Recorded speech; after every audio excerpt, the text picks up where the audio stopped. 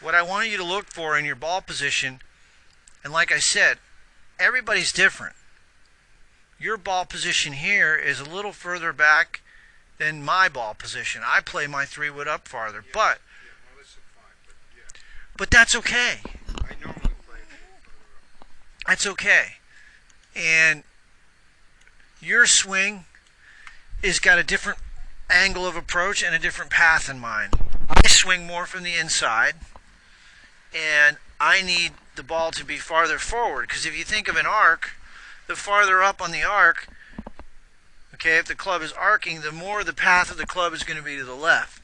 Think of a circle on an incline. So in your case, what I'm looking for, and this is what I didn't see before, was a pronounced lateral movement with your lower body to initiate the downswing.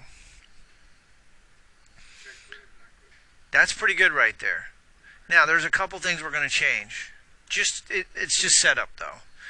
I want to turn this foot inward so it's 90 degrees to the line. And that'll discourage you from over-shifting laterally with your lower body or over-rotating laterally. So by turning your right foot inward, that reduces the lateral movement that could occur if your foot was out. There's more of a propensity to go sideways.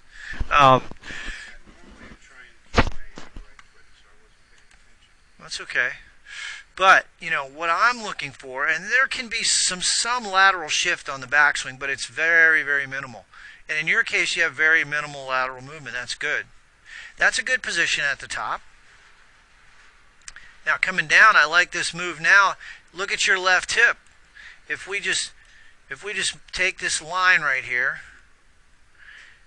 and we start your downswing, you're going to see your shift goes toward the ball there. I'm sorry, toward the target. Yeah.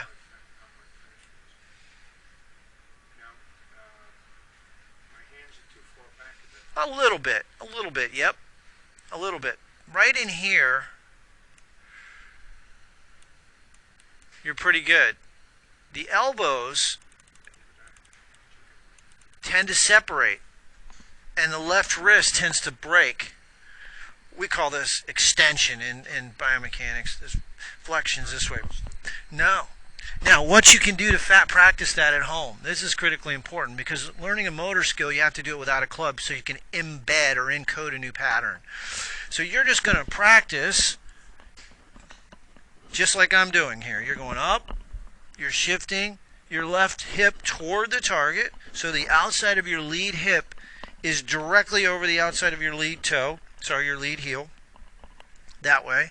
And then what I want you to do is work on getting this left wrist, take your grip,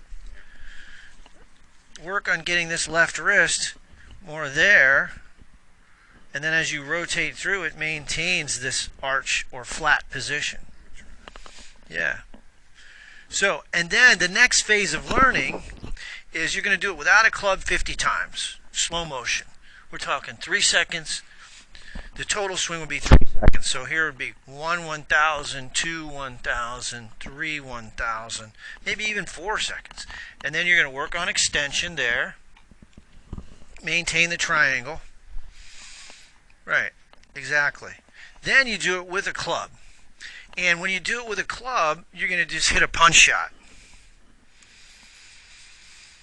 So a punch shot would mean you're going to take the club to this parallel position, and then you're going to come to the ball, and you're going to feel like you're actually loading the shaft, and then you're going to strike the ball, and you're going to hold post-impact. You're going to hold this condition. Now, what do I mean? You're not going to block it. Look, Richard, you're not doing this. You're not going to hold the face square.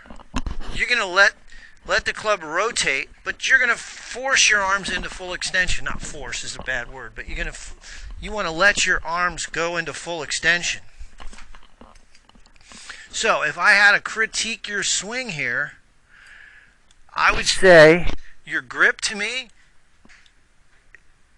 is part of your problem. Now, what's wrong with that grip in your estimation? What do you see there? and you got large hands. What do you see in your grip that might be a problem there? Too much this? Yeah, too much what I call opposing hand positions. Your right hand is under. Sorry, your left hand is in the right position, but the right hand is too far under. That's going to promote this. Yeah. Well, I'm going to show you.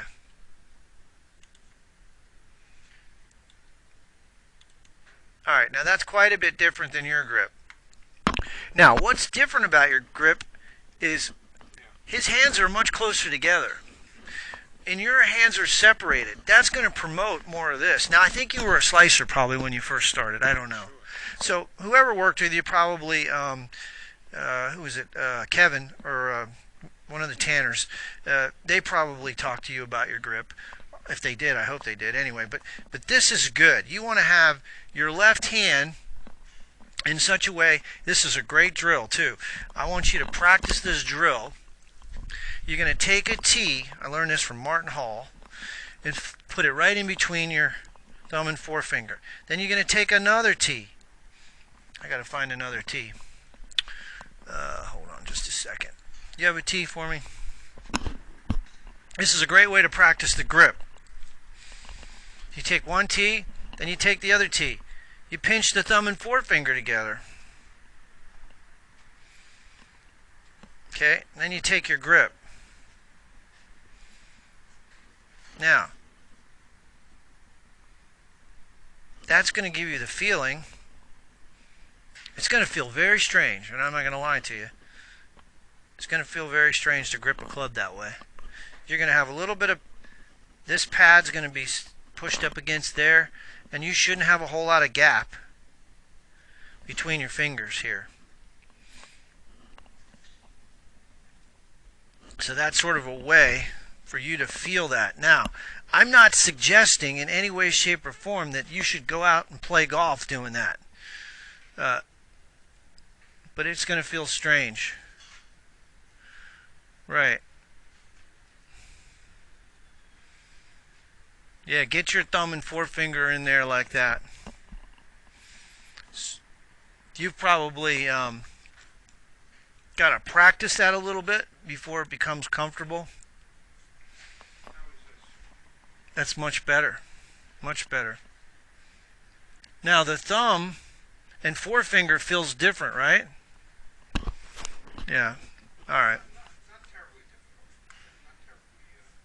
Okay, good. Now one thing, right, so I'm going to show you this drill.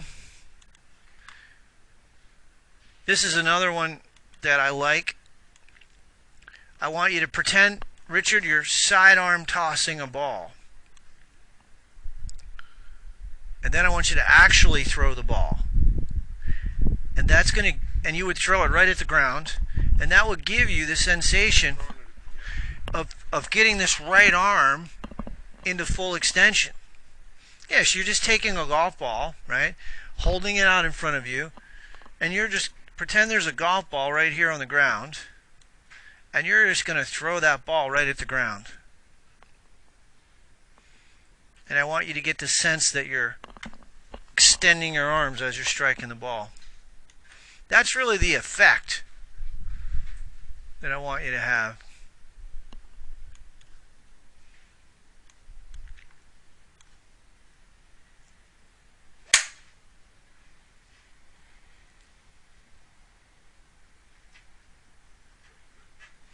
Here's another drill that I like. I call it swing first, forward first. This is called swing forward first.